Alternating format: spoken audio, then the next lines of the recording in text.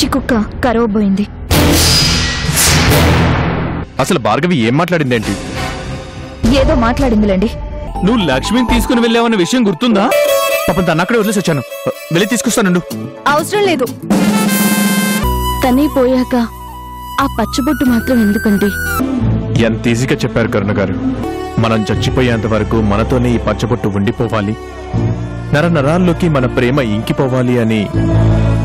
ఆ రోజు నా చందు అన్న మాటలు ఇంకా నా చెవులో మారుమ్రోగుతున్నాయి కరుణ గారు.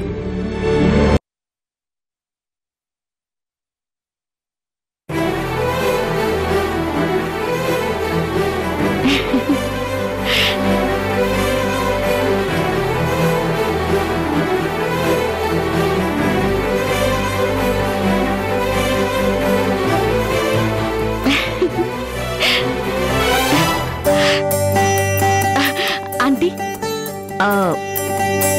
ఒక్క నిమిషం.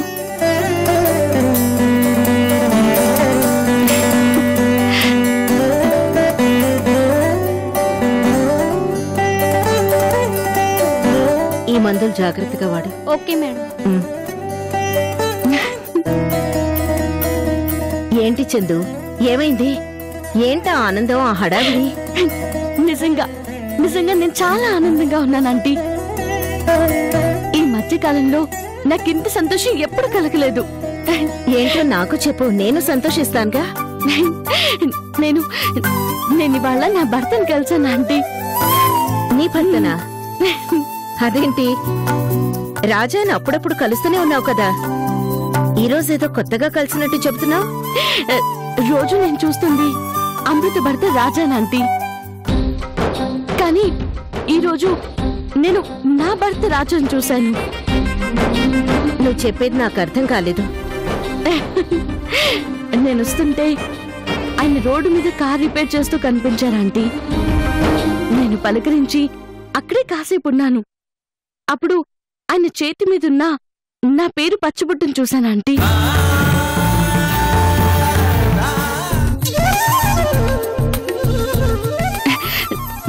నేనెంత ఆనందించానో తెలుసా ఆంటీ? నేను అజ్ఞాతంలో ఉండిపోయినా ఆయన ప్రతి జ్ఞాపకంలో నేను బతికే ఉన్నాను. రాజా నిన్ను మర్చిపోయింది ఎప్పుడమ్మా? రాజా ఎప్పటికీ నిన్ను మర్చిపోడు. ఆ పచ్చబొట్టు ఆ చేతి మీద ఎలా శాశ్వతంగా ఉండిపోయిందో, నువ్వు కూడా ఆయన మనసులో అలాగే శాశ్వతంగా ఉండిపోతావు. అసలు ఆయనకి ఎందుకు ఆంటీ నా మీద అంత ప్రేమ? నేనేం చేశానని? ఎందుకో ఆయన ప్రేమకి అసలు నేను అర్హురాన్నా అనిపిస్తుంది. అదేంటి చందు అలా అంటావు? నిజమా ఆంటీ? బహుశా ఈ ప్రపంచంలో నన్ను ఆయన ప్రేమించినంతగా ఎవరూ ప్రేమించలేరేమో. ప్రపంచం దృష్టిలో నేనెప్పుడూ చనిపోయాను, బ్రతికిలేను. కానీ ఆయన మాత్రం నా కోసం ప్రతి క్షణం అలా ఎదురు చూస్తూనే ఉన్నారు. ప్రతి విషయంలో నన్ను తలుచుకుంటూనే ఉన్నారు.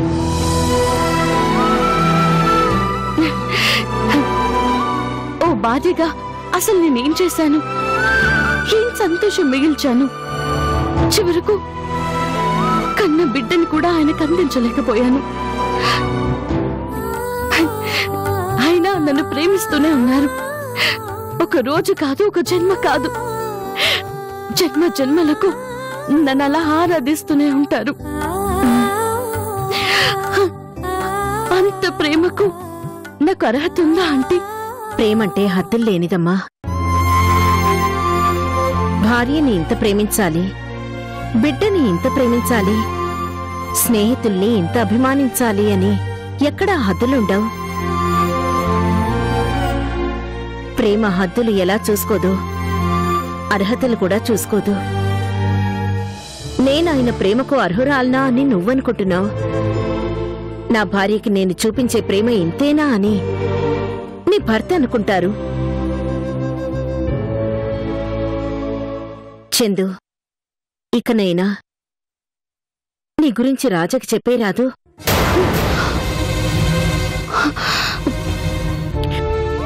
రాజా నిన్నింకా మర్చిపోలేదు అని నువ్వే చెబుతున్నావు. తన ప్రేమకు హద్దులు లేవని నీకు తెలుస్తుంది. ఇంకా ఇంకా ఎందుకమ్మా ఆలోచిస్తున్నావు? ఎలా చెప్తానంటీ? చందు ఎప్పుడో చనిపోయింది, ఇక తను బతకదు. ఇన్నేళ్ల తర్వాత నా గురించి చెప్పి అటు అటు అమృత జీవితంలో కలకలం సృష్టించలేను. ఆయన మనసులో ఉన్నాను కదా, అది చాలు. ఈ జన్మకి ఆనందం చాలు. కనీసం నీ కొడుకు భవిష్యత్తు గురించి అయినా ఆలోచించి నిజం చెప్పడం మంచిది కదా. నా కొడుకు భవిష్యత్తుని నేను ఎలాగైనా చక్కదిద్దుకుంటానా ఆంటీ? నేను పోయేటప్పుడు వాణ్ణి నా భర్తకు పరిచయం చేస్తాను. అప్పటి వరకు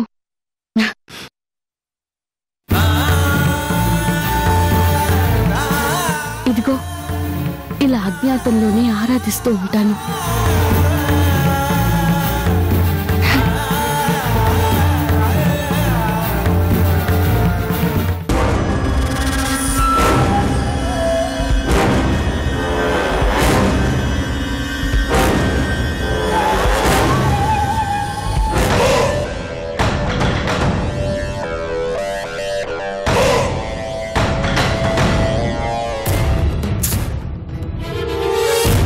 ఎందుకు అమృత అంతలా ఆ కరుణను నమ్ముతుంది?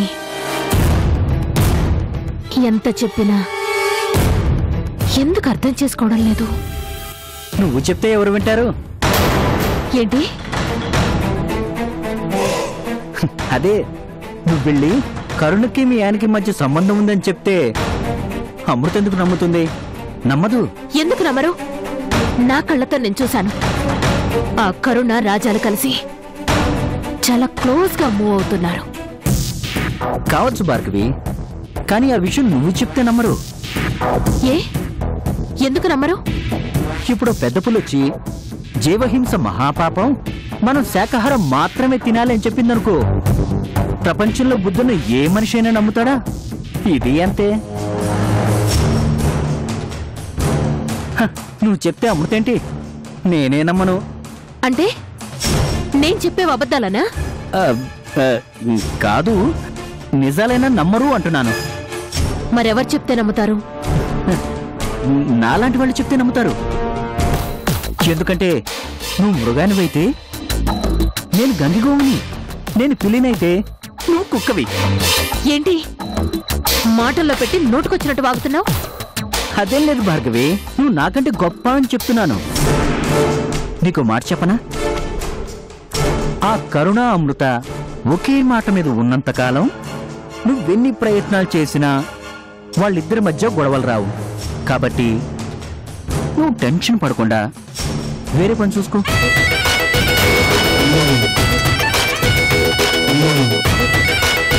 మేడం,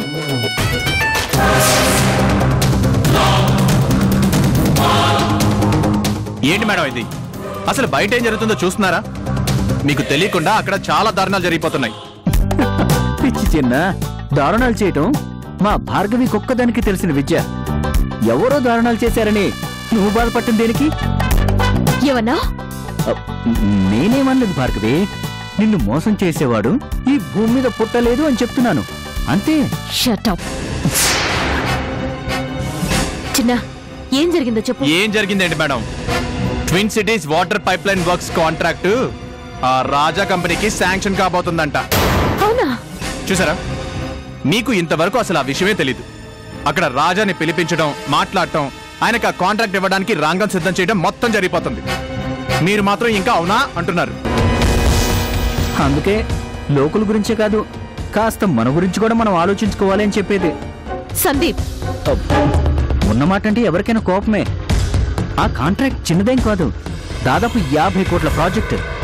కాపుతావా? సారీ చిన్న, నేను వేరే పనుల మీద పడి దాని గురించి పట్టించుకోలేదు. మరి ఇప్పుడు పట్టించుకోండి. వెంటనే ఆ కాంట్రాక్ట్ కోసం ప్రయత్నం చేయండి. అది మనకు వచ్చిందా సరే సరే, లేదంటే చెప్పండి, ఆ వాటర్ వర్క్స్ ఎండీని కిడ్నాప్ చేసి తీసుకొస్తాను. మీ ముందే 4 కొట్టి సంతకాలు పెట్టిద్దాం. ఎవరినో ఒకరిని తన్నడం కొట్టడం తప్ప మామూలుగా మాట్లాడడం నీకు చేత కదా చిన్న? మామూలుగా చెప్తే మూలనున్న ముసలాడు కూడా మాట వినడు. చిన్న అనే కరెక్ట్, అందుకే చిన్న అంటే నాకిష్టం.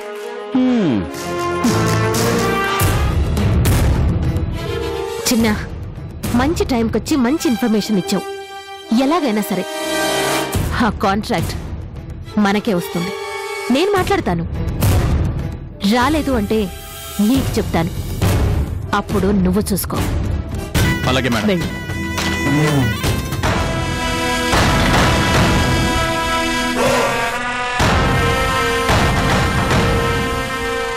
రాజా,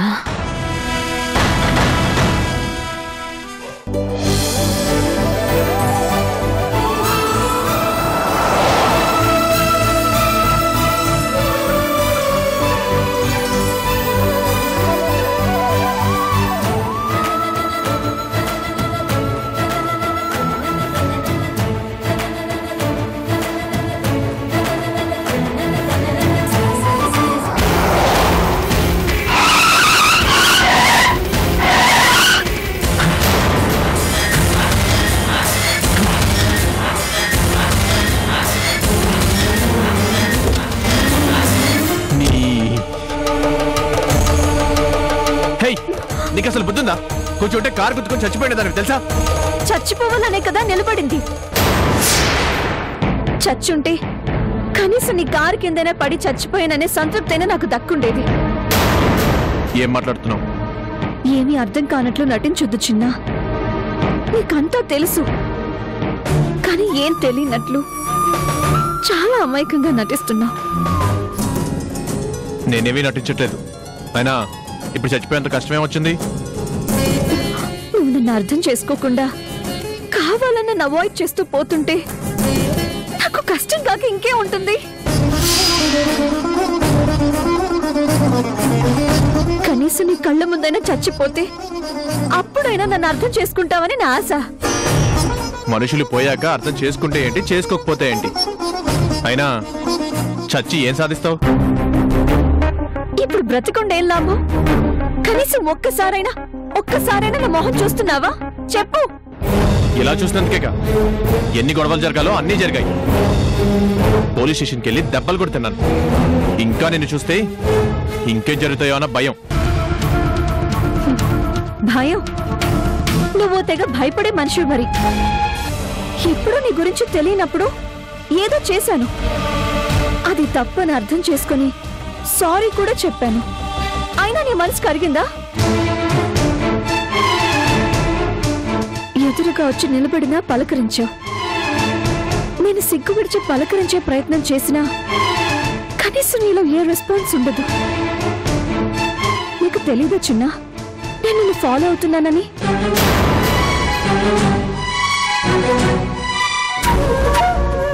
నీకు తెలీదా నేను నిన్ను అభిమానిస్తున్నానని? నీకు తెలీదా నేను నిన్ను ప్రేమిస్తున్నాను అని?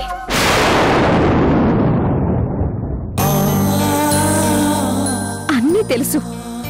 కావాలని నన్ను అవాయిడ్ చేస్తున్నావు. కావాలని నన్ను పట్టించుకోవటం మానేశావు. అందరితోనూ బాగానే ఉంటావు, కానీ నా ఒక్కదాని విషయంలోనే చాలా మొండిగా ఉంటావు. కనీసం కన్నెత్తి కూడా చూడు. తెలియక చేసిన తప్పుకి నన్నింతగా శిక్షించాలా? తీరికంటే నీ చేతులతో చంపే. కనీసం నేను చచ్చిపోతే అయినా నీ మనసులో నా మీదున్న ప్రేమ బయటకు వస్తుందేమో. చంపే చిన్నా, చంపే.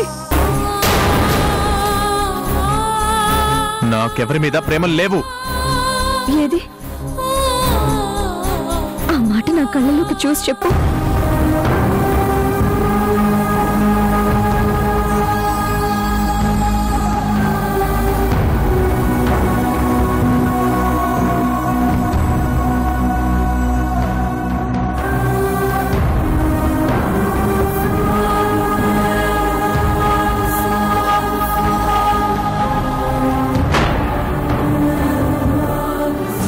చెప్పలేవు చిన్నా. తనని ప్రేమించే చూపులేవో, వెంటాడే చూపులేవో ఆడపిల్లకి ఎవరు ప్రత్యేకించి చెప్పాల్సిన అవసరం లేదు. నువ్వు పక్కనున్న వాళ్లతో మాట్లాడుతున్నా నీ కళ్ళు నా కోసం వెతుకుతూనే ఉంటాయి. నీ మనసు నా కోసం ఎదురు చూస్తూనే ఉంటుంది. నువ్వు నువ్వు కావాలని నన్ను తప్పించుకుపోవాలని చూసినా నీ ప్రేమ నా మనసును తాకుతూనే ఉంటుంది. ఎక్కడ దాకో ఎందుకు, ఈ క్షణంలో నేను నీ ముందుండే నిన్ను ప్రేమిస్తున్నాను అని చెప్తుంటే నన్ను హక్ చేసుకోవాలని నీకు లేదు?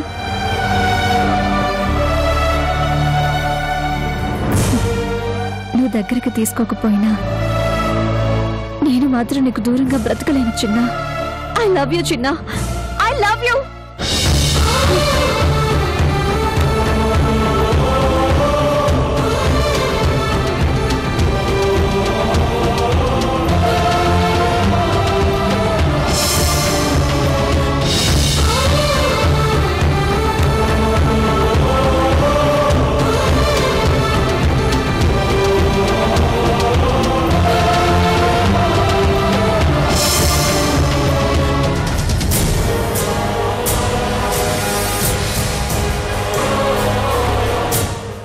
లేకుండా నేను బ్రతకలేను చిన్నా.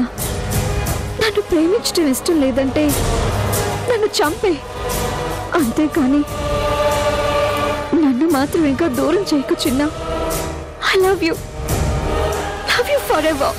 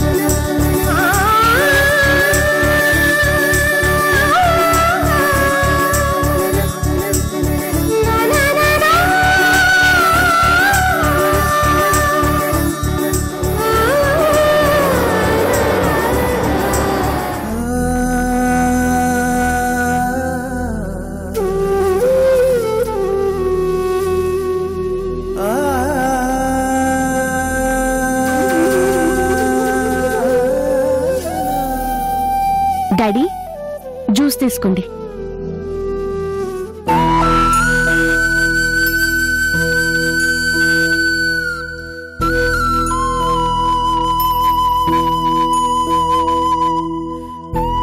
ఏంటి డాడీ, మీ అమ్మాయి ఫోటోని తదేకంగా చూస్తున్నారు? చందు గుర్తుకొస్తుందా? గుర్తుకు రావడం అసలు తను మర్చిపోయింది ఎప్పుడమ్మా?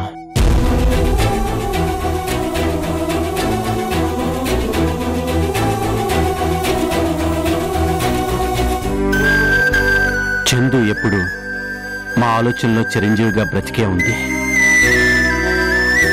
కాకపోతే ఒకటే బాధమ్మా,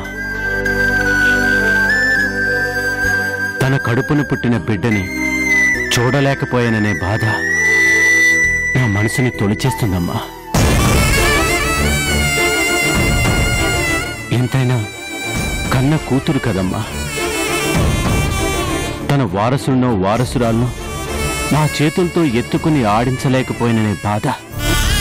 వారసుడున్నా డాడీ, కానీ వాడి గురించి బయటికి చెప్పుకోలేని పరిస్థితి నాది. కరుణ, మన చిన్నాలేడు. ఒక్కొక్కసారి వాడిని చూస్తుంటే నాకు చందునే జ్ఞాపకం వస్తుందమ్మా. అదేంటి డాడీ? అవునమ్మా, చందు చనిపోయే నాటికి గర్భవతి. తనకి కొడుకు పుట్టుంటే సరిగ్గా అతని వయసులోనే ఉండేవాడు. అందుకేనేమో చిన్నాని చూసినప్పుడు నాకు వాడు నా మనవడైతే ఎంత బాగుందో అనిపిస్తుంది. వాడు మీ మనవడే డాడీ? కరుణా? అవును డాడీ, నేను మీకు ఎలా కూతుర్నో వాడు నాకు అలాంటి కొడుకే కదా, కాబట్టి మీకు మనవడే. అలా అనుకునే వాడు ఎన్ని చిలిపనులు చేసినా భరించానమ్మా. కానీ నీకొక విచిత్రం చెప్పనమ్మా? ఏం డాడీ? ఆ చిన్నాలో రాజా పోలికలు, చందు అలవాట్లు చాలా ఉన్నాయి తెలుసా?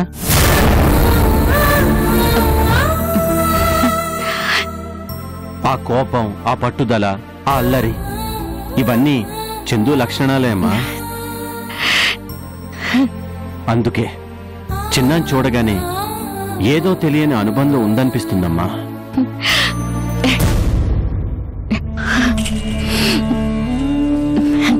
పోన్లేండి డాడీ, నన్ను చూస్తే చందు గుర్తుకొస్తుంది, చిన్నాన్ని చూస్తే మీ మనవడు జ్ఞాపకం వస్తాడు. మేమిద్దరం మీ కళ్ళ ముందే ఉన్నాం కదా, అంతకంటే ఇంకేం కావాలి? తాతయ్య, అను రామా. Hi aunty. ఎలా ఉన్నామ్మా? బాగున్నాను ఆంటీ. ఏమ్మా కాలేజ్కి వెళ్ళలేదా? లేదు తాతయ్య, ఈ రోజు మమ్మీ ముంబైకి వెళ్ళింది కదా, ఓ. అందుకే కాలేజ్ కి డుమ్మా కొట్టేశా. ముంబై వెళ్ళిందా? ఎందుకమ్మా? ఏదో సెమినార్ ఉందట, 3 రోజుల వరకు రాదట. ఈ 3 రోజులు మనం డుమ్మానే. తాతయ్య, మనం రోజుకో సినిమాకి వెళ్దామా? సినిమాకా? అప్పుడు మీ అమ్మ వచ్చాక మనకి సినిమా చూపిస్తుంది. ఓ తాతయ్య. ఆంటీ, మనం వెళ్దామా? అయ్యో, మీ మమ్మీకి వాళ్ళు వీళ్ళు అని ఉండదమ్మా. కోపం వస్తే ఎవరికైనా క్లాస్ పీకుతుంది. హలో, చెప్పు జనకమ్మా. అవునా, మరెలా? అమ్మ కూడా లేదు. సర్లే వెళ్ళు, ఏదోటి చేస్తానులే. ఎవరమ్మా?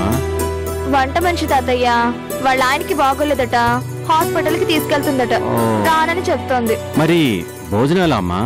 ఏముంది, హోటల్ నుండి తెప్పించుకోవడమే. హోటల్ నుంచి ఎందుకమ్మా? నేను వండి పెడతాను కదా. మీరా? అవునమ్మా, మీ ఆంటీ వంట చాలా బాగా చేస్తుంది. ఈ 3 రోజులకి ఇక్కడికే రండి, అందరం కలిసి తిందాం. సర్లేండి తాతయ్య, డాడీ ఎప్పుడు వస్తారో ఎప్పుడు వెళ్తారో తెలీదు. ఒక్కోసారి లేటుగా వస్తే తినకుండానే పడుకుంటారు. అలాంటప్పుడు ఇక్కడికి వచ్చి తింటారా?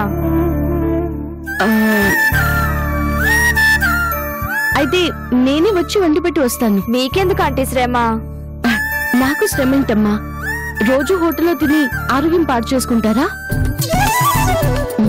అదేం వద్దులే కాదు, రోజు వచ్చి నేనే వంట చేస్తాను, ఓకేనా? సరే ఆంటీ, మీ ఇష్టం.